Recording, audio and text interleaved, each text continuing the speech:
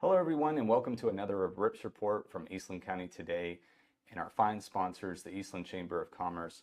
We want to thank them for sponsoring our show, making this possible, and be sure to check out their Facebook page for local events and to see what's all happening within Eastland County. Today we are inside the courthouse. Down below in the basement for the JP court, it's a privilege to be with our Justices of the Peace for Precinct 1 and 2 of Eastland County. We have JP Judge Jesse Speer with us. Thank you so much, sir, for spending some time with us. And we also have Justice of the Peace John Glenn. Thank you very much for being on today's program. And we're going to do kind of a deep dive into the day in the lives of JP Court and their responsibilities. So I know that there's a lot of people that might not know exactly what they do and what their responsibilities are, and this is your chance to learn more. But first of all, could you just tell us just a little bit about yourself personally, kind of where you're from and some of your background? And let's start with Judge Speer, please. All right, I'm Jesse Speer. I've graduated from Ranger High School. I've had a backhoe dump truck business for several years, and till I got into being a JP. I still do some of that sometimes when I can, but basically I've been around here a long time and enjoy being around Eastland County. All right, well, thank you for your business in the county and long time support. I know you're very well known and respected in just my circles, at least. And what about you, Judge Glenn? I was originally born in Arkansas. I joined the military at a young age and did 22 years until I retired as an E7 Sergeant First Class. When I got out, I was working on heavy equipment, machinery, dozers, cranes, stuff like that. And then we moved up here and I went to work for my father-in-law. I had my own gun store. I'm a gunsmith. Yeah, that's about it. Well, thank you for your service. And I think you all seem to have something in common with heavy equipment,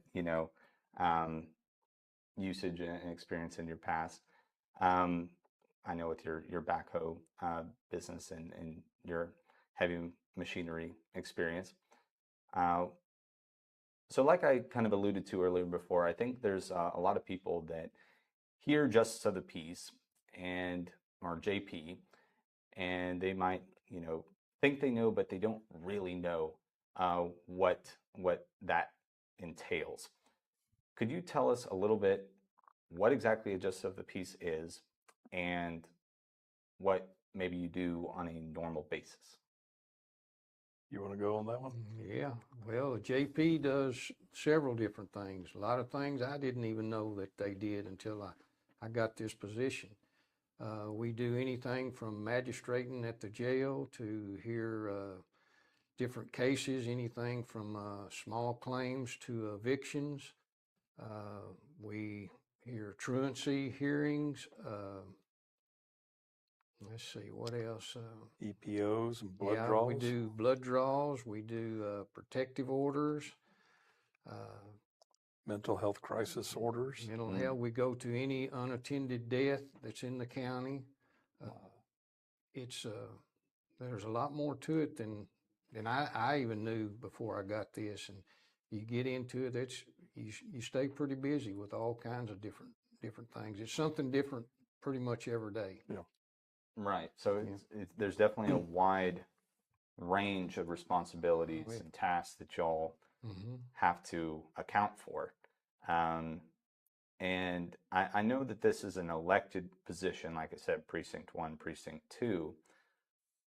But who exactly do you work for directly and who do you work with directly and who would you say you work for normally? You want me to take that one? Go ahead. We work for the people of Eastland County, and we work with all law enforcement entities, state troopers, the county, the city, the county sheriff's department, the city officers. We even have the Southwest Livestock Raisers Association, game wardens, things along those lines is who we work with. Okay. Um, Thank you very much for answering and clearing that up. So I know you said that there's not a typical day in the life, but could you tell us kind of what you've been doing maybe recently to kind of give us any idea? Recently, pretty much seems like around the holidays, sounds bad, but you do a lot of protective orders, Mm. deaths, for some reason, the holidays. I don't know what the reasoning is, but Mm-hmm. then and people run into like getting evicted because, you know, the holidays, they're spending their money on Christmas, whatever, and Mm-hmm. it's tough to make a living, and some of them get in a bind and can't make their payments, and it just, I I don't know how to explain it, but that's just the way the world turns right now. Yeah. So yeah, I can see the holidays are very stressful for many ways. Mhm. You know, there's all kinds of illnesses that happen that can cause deaths. There's treacherous roads, it's darker, High traffic. high traffic, a lot of travel. So those can be contributing factors. So yeah, like you said, it's different, and maybe you can count, like it might be, maybe what I'm hearing is it might be a little seasonal, and like you might get an uptick on certain problems coming and that you all have to deal with. But you know, makes every day, you know, different at least. Uh, One pretty thing to much. add, it's kind of weird, but yes, a full moon does have a lot to do with it. Really, yeah, um, yeah. That's an interesting point. Um, I'm gonna move to our next question. So, in terms of cases, is there any common case that you deal with? Mainly evictions and small claims or Yeah. debt claims. Yeah. Okay.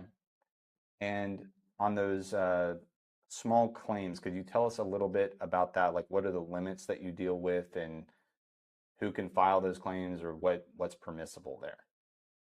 The top that we can go is 20,000. Anything 20,000 or below, we can hear. Uh, it depends on the different cases. Some cases, with the credit cards, uh, and stuff like that. Mm-hmm. But 20 is our limit. 20,000. If you're suing somebody for over 20,000, we can't hear it. Okay. And the small claims is basically Jim Bob was working on my house. He wanted 5,000 to fix my house, but I already paid him 3,000 and he never showed up. Gotcha. So that would be your small claims Okay. type. Understood. Now moving to bonds, and could you tell us a little bit about the rules for bonds that you have to follow, and why we even have bonds? How do we let people that, you know, might have done wrong, you know, off on bond, and who gets to set the bond? Well, we set the bonds, Yeah. but everybody is how would you put that? Everybody's allowed the chance to bond. Depending on Everybody the gets a case. chance to bond out. Well, Mhm. I say everybody, not everybody, but nearly everyone has a chance to bond out.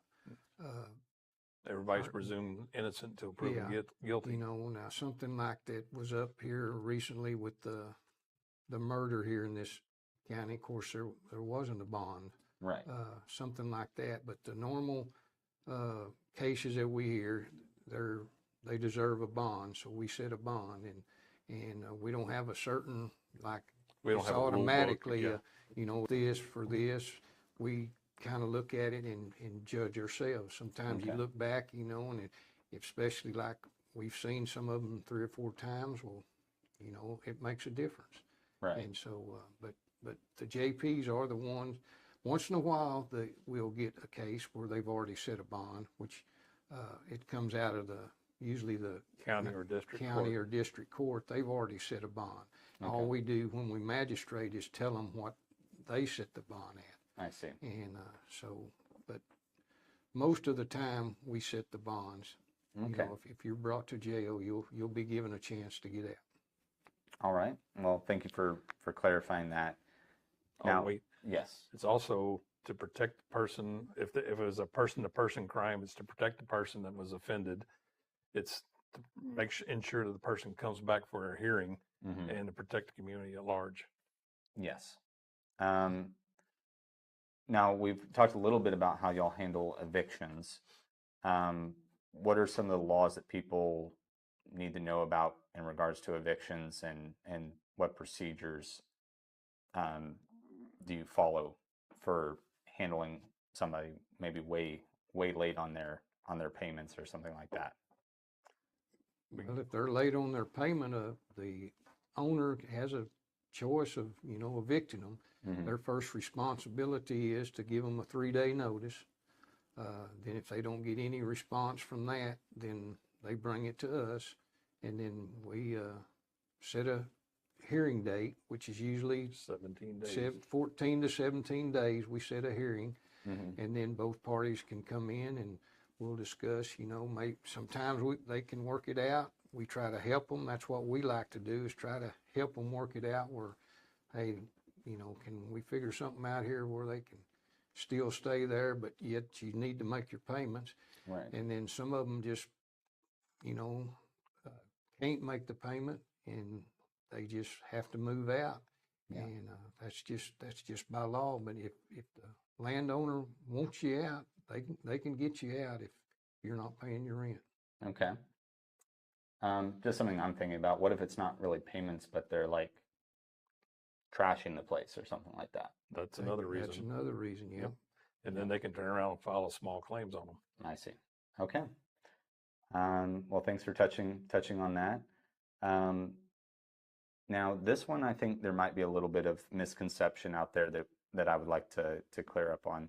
Could you tell us a little bit about the difference between a protective order and a restraining order, and what you two can or cannot do in those situations?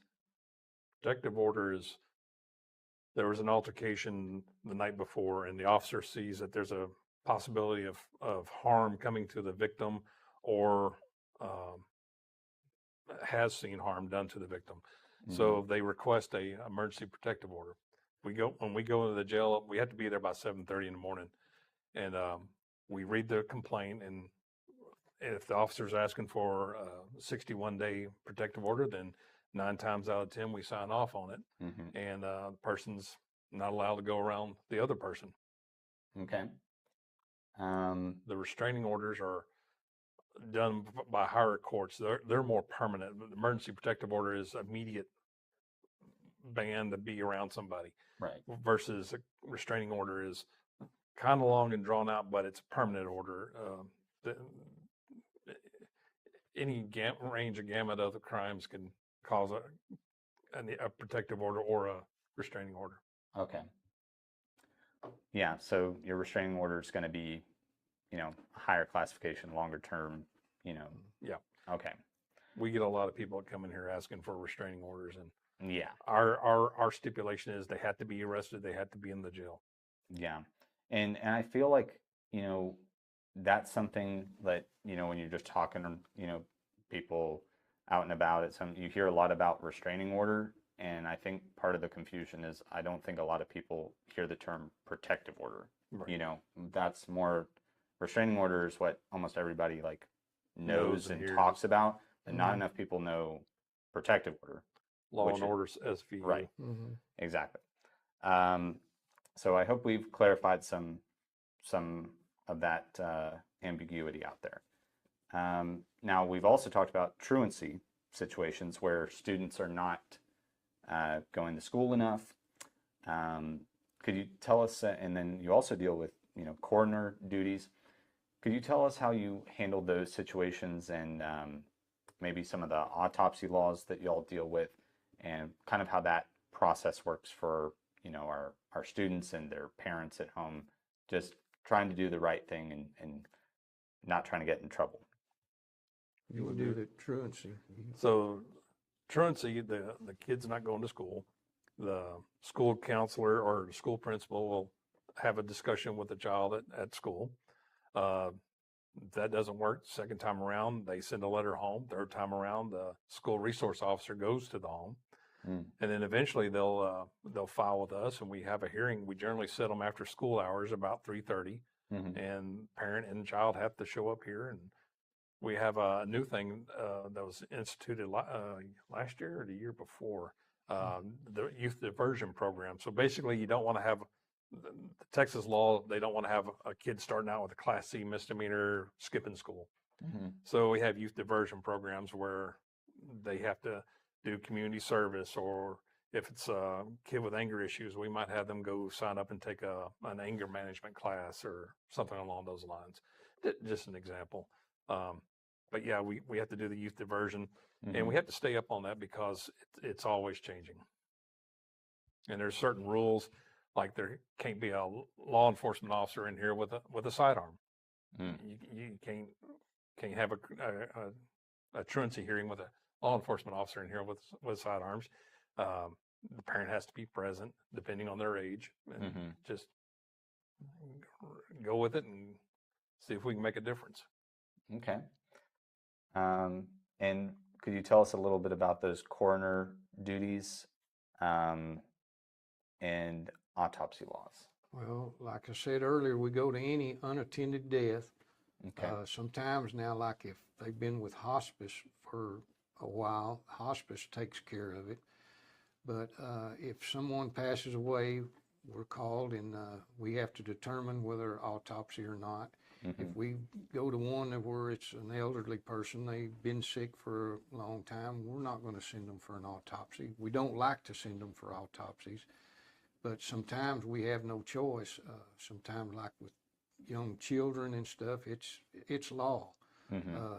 Most of the time, car wrecks, if there's a death, you send them off for autopsy to determine if there was anything in their system.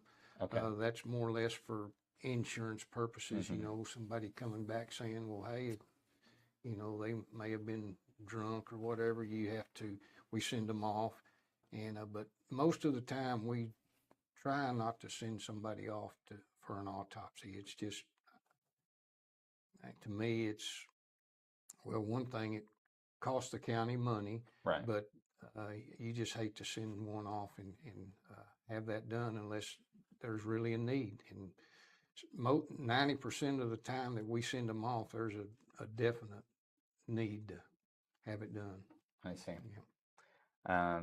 Yeah, I know sometimes it can be difficult to decide. Yeah, sometimes it is. It's a hard decision sometimes, and sometimes I even discuss it maybe with the family, you know, and say, hey, you know, and some of them, you know, don't like it sometimes, but in the long run, it turns out so far it's been the best thing. Okay. What would you two would say has been a surprising responsibility that maybe you didn't know you were signing up for when you got elected? What we just talked about, the deaths, and then having to do a death certificate. What we decide cause of death is what goes on the death certificate. That was surprising to me that, I'm responsible for that. But yeah, that was my biggest, you know, Surprise. deal. Yeah, I guess surprise. We get lots of surprises around here, but that's one of them that, you know, you just don't realize how much responsibility sometimes there is to it. Yeah. The county as small as ours, we don't have a coroner, so Judge Speer and I are the coroners, so to speak. That's interesting. And do you all get trained on that? Because I feel like if I was in that position, I'd be like, I'm not a doctor. Like, I don't know, you know, or I don't have the training on that. Like, how sometimes is it brute force? Is it, you know, was it internal bleeding? Like, how specific do you really get on it? You know, right? With the autopsy reports, we're able to make a really good death certificate finding because they lay it out piece by piece. Right. But when we're out there and we don't send them for an autopsy, it's sometimes pretty obvious as to what caused it. Yeah. Okay.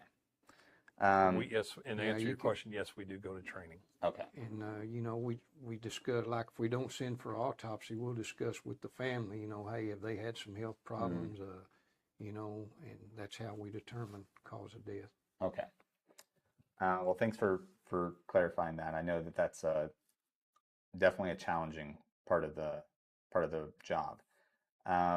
We've already talked about the suits. What would you say to someone expecting to come into JP Court for the first time? What are some of the best practices and things that just help everything go smoother in here? Be on time Yeah, and show up. yeah.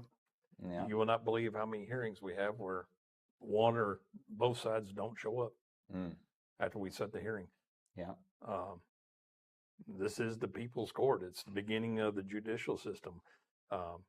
We don't expect you to show up dressed to the nines, but I mean, myself and Judge Speer wear blue jeans. This is about as black robe as we get. Yeah. Just don't wear tacky stuff and just come prepared. Yeah, we always tell them, we tell both parties, all we can do is tell you to bring whatever you think you need to prove your case. And that's all the advice we give them is, Yep. Whatever you think you need, you bring it. Yeah. Yeah. We try to give both parties a chance, explain, we're going to hear what you have to say. We may not rule in your direction, but we're going to let you say and hear what you've got to say, and we try to be fair about it. And we're not allowed to talk off to the side or anything like that. We had to shut them down when here's my hearing and it's coming up, and then Jim Bob and them said this, and we can't do that stuff. Okay. And we tell people when they start that, hey, can't hear it, or it's going to have to be dismissed. Mm-hmm. Right. Yeah, that's all got to be. And any apologies to anybody named Jim Bob. It's just what pops up to mind. Right. Just a name du jour. There you go. What would you say the biggest misconception is about JP Court or your position in general? Oh, when somebody comes in here and they win a suit for $2,000, they think automatically they're going to get their check written to them. Yeah. And unfortunately, that's not the way it works. But there is remedies and ways to get their money. Yeah. Okay. It's just you have to stay on top of the paperwork to get it done. You may have to go through a higher court to get something done, but a lot of people think that whenever we award them something, they get it right then. That's not the way it works. Okay. And that's, we've had several that's come back, hey, when am I getting my money? Yeah. Well, we can award it to you, but that don't mean you're going to get it. Right. So. Exactly. I think that I could see that being a very common misconception here. Now, how else do you like to be involved in the community outside of your functions here as JP justices? Well, like I said, I run a backhoe, and I meet a lot of people doing that, working around the county. I go to ball games. I got grandkids, play ball. I go to ball games and stuff like that. That's the way I communicate with the county, I guess. I mean, yeah. Other than that, I'm pretty much here or on the backhoe. Very good. Vocal supporter There you go. of our Yeah. county here. I'm a member of the Eastland and Cisco Masonic Lodge. I go to those pretty regularly. I'm a 4-H shooting sports instructor. I teach youth how to safely and effectively target shoot. Very fun. Very good. Well, thank you for all that you do. Have just a couple more questions here before we wrap things up.